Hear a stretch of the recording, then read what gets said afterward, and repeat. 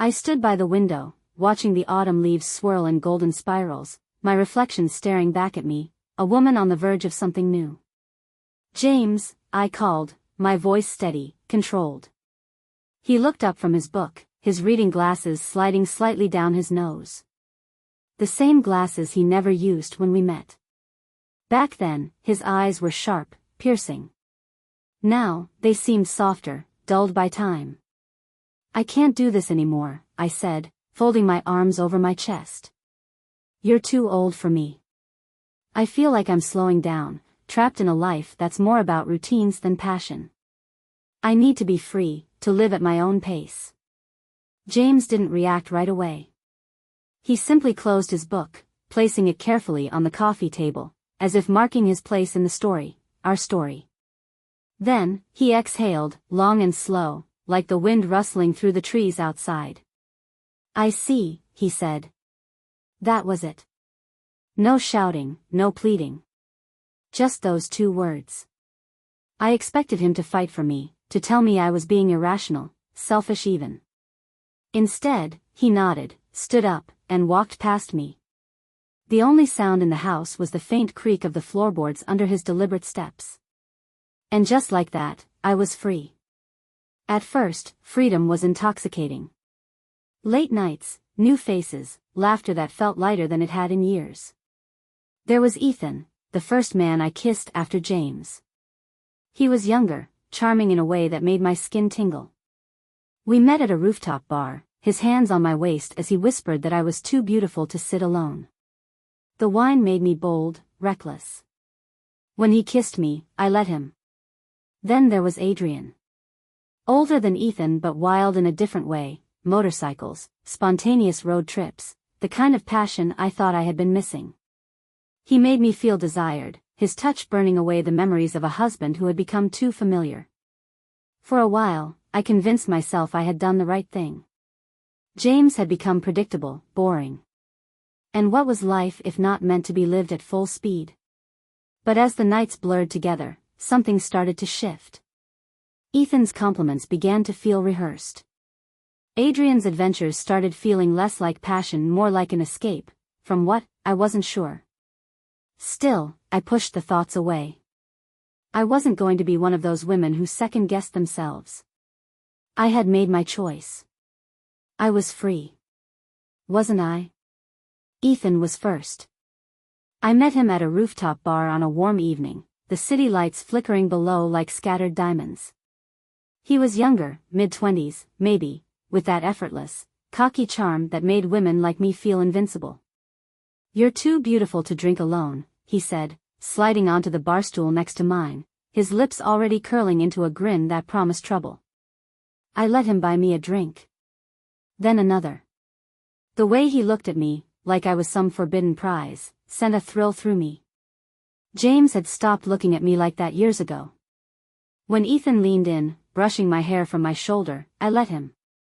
When he asked if I wanted to see the city from his penthouse, I laughed at the predictability but went anyway. The sex was exhilarating. Not because of who he was, but because of what he represented, a fresh start, proof that I was still desired, still vibrant. Lying in his bed afterward, watching him scroll through his phone, I ignored the hollow feeling creeping in. One night turned into 2, then 3. But after a week, I started noticing things, how he was always texting, how his compliments felt like lines he'd used 100 times before. When he took me to a club with his friends, he introduced me as L, a name I never gave him. I laughed it off. Pretended it didn't bother me. But that night, as I watched him flirt with another woman at the bar, I felt something unexpected, boredom. I left before he noticed. Then there was Adrian. If Ethan had been a fleeting spark, Adrian was a wildfire. He was in his 40s, rugged, with a motorcycle and a devil-may-care attitude that made me feel reckless. "You look like a woman who needs to escape," he told me after I nearly ran into him at a coffee shop. I liked that. I liked the way he kissed me without hesitation, the way he took control without asking for permission. He made me feel alive. We rode for hours on his motorcycle, the wind tangling my hair, the world blurring into nothing but speed and adrenaline. With him, there were no quiet nights on the couch, no predictable Sunday mornings. He was all fire, spontaneous trips, sex in the back of his truck, whiskey-fueled confessions under neon lights. It was thrilling. Until it wasn't. Adrian lived for the rush, but he never stopped moving. He never asked me what I wanted, only pulled me along for the ride. One night, as I sat alone in his apartment waiting for him to come back from one quick drink with the guys, I realized something. I had wanted freedom. But was this it? Was this what I had left James for?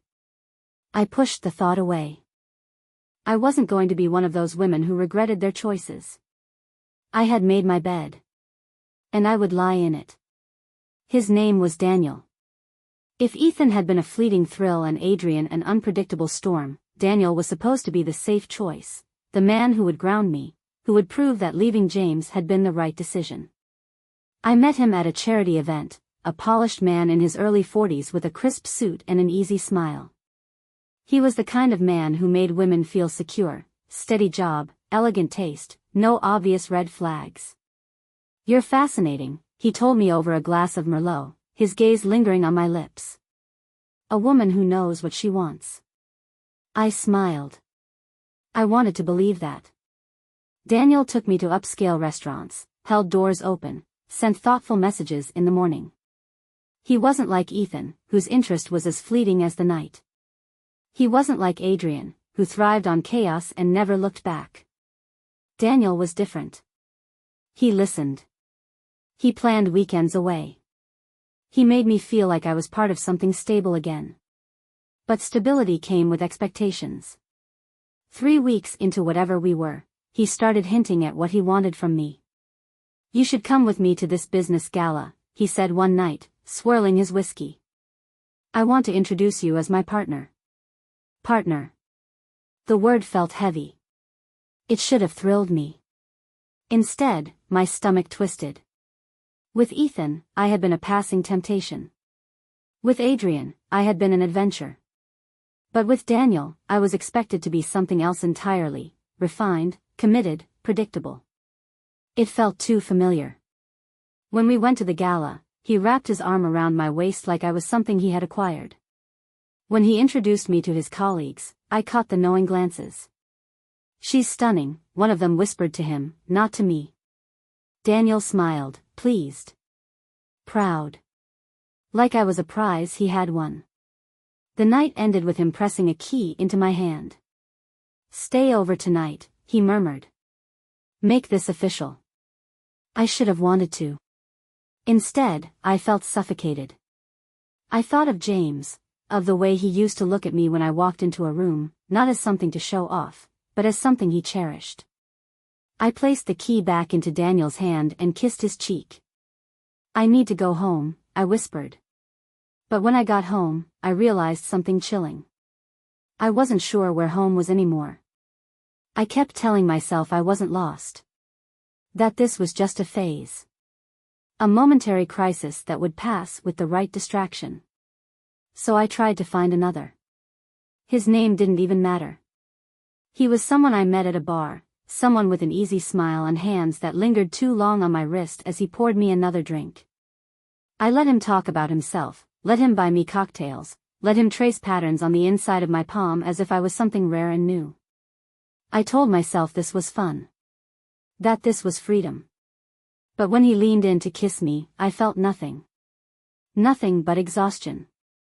His lips were warm, eager, but my body refused to respond.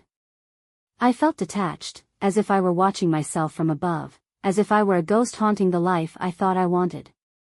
I pulled away, murmured an excuse, and rushed out into the night. For the first time in months, I didn't go home to a man. I went home to silence. And in that silence, the remorse began to settle in. I thought of James. Of his quiet laughter in the mornings when he read the newspaper. The way he'd pull me close in his sleep, even when he was too tired to wake up. The sound of his voice when he'd call my name from another room, not out of need, but just because he liked knowing I was near. I had traded all of that for excitement. For novelty. And now? I had nothing. I sat in my apartment, staring at the emptiness. The beautiful furniture that felt cold. The designer sheets that smelled only of me. I was alone. Not just physically. Truly, deeply alone. For the first time, the truth hit me like a fist to the ribs. I had left James because I thought I was missing something. But in chasing what I thought I wanted, I had lost everything I actually needed. And worse? I had been so sure he would wait for me. I had been so sure I could go back. That thought was the only thing that had kept me from crumbling completely. But I hadn't spoken to him in months. I hadn't seen him. What if he wasn't waiting? What if I had lost him forever? I grabbed my phone, my fingers trembling as I scrolled to his name. And then I hesitated. Because deep down, I already knew. James wasn't the kind of man who stayed in the past. And I was about to find out just how much had changed. I hesitated outside the house that used to be mine. The same white porch. The same warm glow from the windows. But something felt different. It was late, but I knew James was still awake. He always stayed up reading. A part of me expected to see him through the window, legs stretched out on the couch, book in hand, just like before. I imagined him looking up, seeing me, his face softening in surprise. I imagined him opening the door, his voice filled with quiet relief. "You came back." I imagined everything but the reality that greeted me when I knocked. The door opened, and there he was. But he wasn't alone. She stood just behind him, barefoot, wrapped in one of his old sweaters, my sweater, the one I used to throw on during cold mornings. She was younger than me, effortlessly beautiful, the kind of woman who looked like she belonged anywhere. Her hand rested lightly on James's arm, and something about the way he stood, relaxed, easy, told me everything I needed to know. I had lost him. I had truly, completely lost him. James said, his voice steady, unreadable. "This is unexpected." I tried to speak, but the words stuck in my throat. Because for the first time, I realized how arrogant I had been. I had left, assuming he would wait. Assuming he would spend his nights missing me, regretting what had happened, aching for me to come back. But James had moved on. And I was nothing more than a ghost from another life. I just... My voice faltered. I wasn't sure what I had even planned to say. The woman behind him looked at me, then at James. "I'll give you two a moment," she murmured, touching his hand before disappearing down the hall. That touch.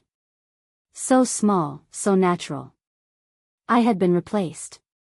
James leaned against the doorframe, arms crossed. He wasn't cold. He wasn't angry. He was just done. "Are you okay?" he asked after a moment. I almost laughed. Was I okay? No. I wasn't. I had broken something I could never fix. I swallowed hard. I wanted to see you. James exhaled slowly. I don't know what you expected. I expected you to be waiting for me. I expected to have a second chance. I expected you to still be mine. But I couldn't say any of that. So instead, I forced a smile. A painful, empty smile. "I guess I just wanted to make sure you were happy." His eyes softened, and for a moment, I thought I saw something there, pity, maybe. But not love. Not anymore. "I am," he said simply. And that was it. I nodded, stepping back. "Good. That's good." He hesitated, as if waiting for me to say more. But I had nothing left. So I turned and walked away. This time, I wasn't leaving for adventure. I was leaving because I had no other choice. Because James was gone. And I had no one to blame but myself. I don't remember walking back to my car. I don't remember starting the engine, or driving through the quiet streets, or how long I sat in the parking lot of my apartment, staring blankly at my hands gripping the steering wheel. But I do remember the feeling in my chest, hollow, aching, suffocating. For months, I had convinced myself that I was searching for something. Passion. Excitement. A version of myself that had been buried under the weight of predictability. But now, sitting alone in the dark, I understood the truth. I hadn't been searching. I had been running. Running from the quiet, steady love James had given me. Running from the fear that love, real love, wasn't enough. Running from the part of myself that had believed the lie that something shinier, newer, would make me happier. I had left to chase a fantasy, and in doing so, I had destroyed something real. I had destroyed us. And now? James was happy. Really happy. I had seen it in the way he stood with her, in the way she touched his hand without hesitation. He wasn't bitter. He wasn't broken. He had let go of me a long time ago. And I had been foolish enough to think I could walk back into his life like nothing had changed. But everything had changed. Everything except me. I was still standing in the ruins of my own choices, sifting through the wreckage, trying to find something salvageable. And for the first time, I realized, there was nothing left to save. So what now? The answer came slowly, painfully. I had to stop running. I had to stop chasing men who were never going to fill the space James had left behind. I had to stop believing that happiness was something waiting for me just around the next corner, in the arms of the next man, in the rush of something new. I had to start over. But not with another lover. Not with another distraction. With myself. I exhaled, a shaky, uneven breath. Then, for the first time in a long time, I stepped out of my car, walked into my apartment, and faced the silence without trying to fill it. And maybe, just maybe, this was the first step towards something real. Something I wouldn't run from. Not this time.